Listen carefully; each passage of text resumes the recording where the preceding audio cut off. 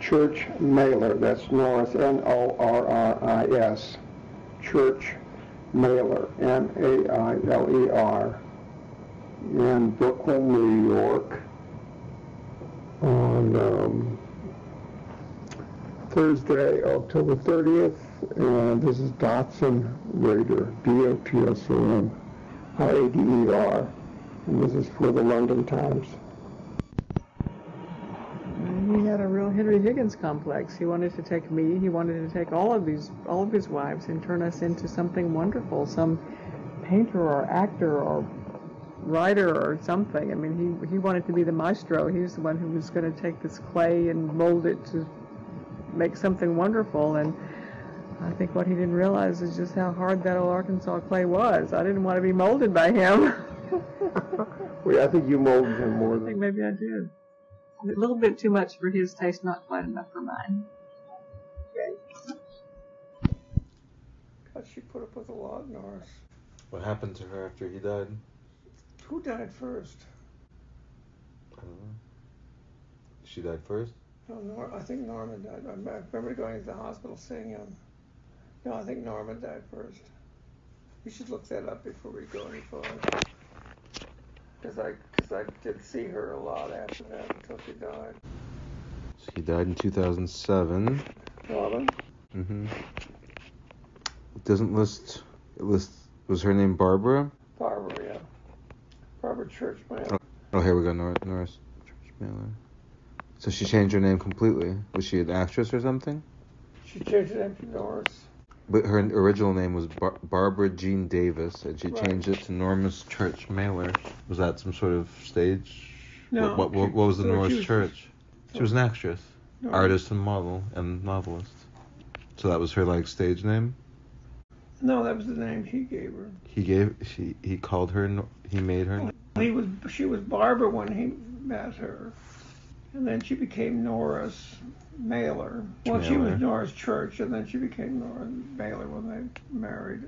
But I know when I met her, and this was immediately after they met, because she came to New York. He was out of New York, and Norman asked me to look. She was married to Larry Norris. Then she changed her first name to her spouse's last name. That's right. What's that? Divorced. What is strange? He was a nice guy. I'm sure he was, but that's just strange to change your first name to your... Is that something people did? It's Arkansas, darling. What can I say? So she died 3 years after him. She was quite young. She was 61. In November 21st, 2010. So 3 years after him. She's a wonderful person. You would have liked her a lot.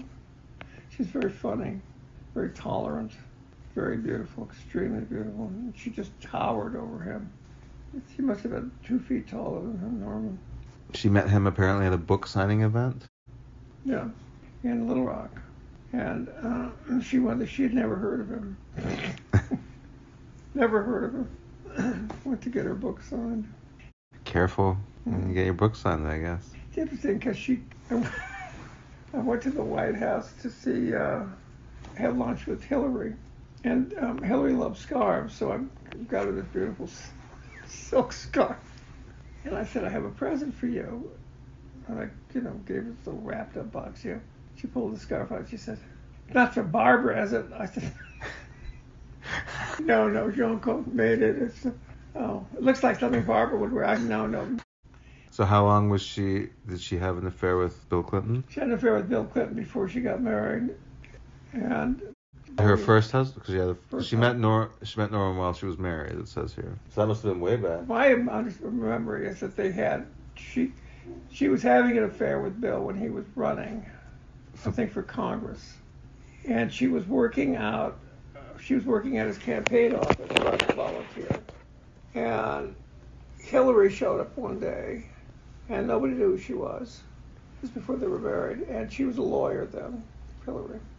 And she went over to Norris, Barbara, said, what are you doing here? And Barbara said, who are you? And she said, I'm Hillary Clinton. I'm the lawyer for the campaign, and you're not needed here anymore. Hillary Rodham. Hillary Rodham, sorry. You're not needed here anymore. And that was really? Hard to get, yeah. You know, I went to.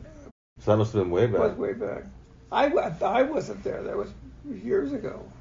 But I remember we went to Pat Lawford and I went. Norris invited us down to Little Rock to see the Texas-Arkansas game, which is the big football game.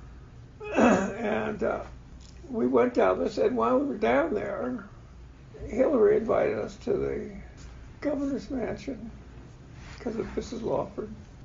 Pat spoke like a chimney, and I was smoking on. So we went into the governor's mansion. We were going to have tea with Hillary. And we were in town was because Norris was having a show of her art. You know, she painted some. And so we're in the governor's mansion, we're waiting to see Hillary. They have us in some grand reception room. And there's a big sign that's on a stanchion on the round table in the center room that says no smoking. And of course, Pat Lawford and I were smoking, so we lit up and we're smoking and wandering around, opening drawers, snooping around, you know how you do. And Hillary comes in, just takes one look at the venom coming out of those eyes, and she walks over and picks up the no smoking sign like that. Can't you read? Don't you people know how to read? What does it say there? No smoking. Put those damn cigarettes out. Go outside. There's some guard. Go outside, put them out, and don't ever smoke here again, or don't ever come here again.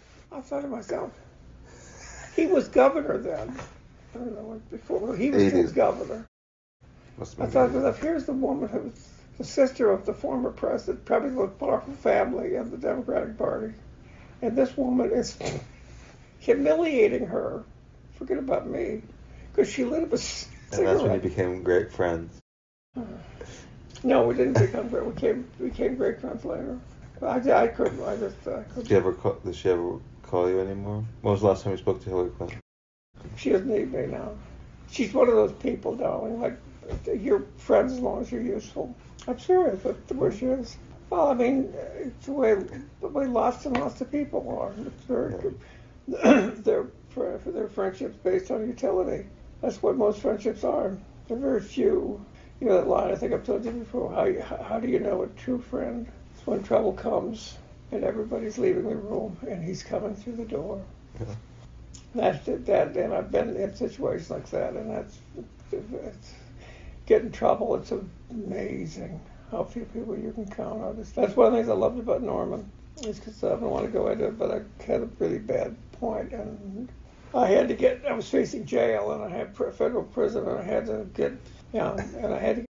This is your taxes? Yeah, and I had to get people to sign. And I said, I had to get people to sign letters vouching for my integrity, and I was absolutely astonished at the people who wouldn't give me a letter.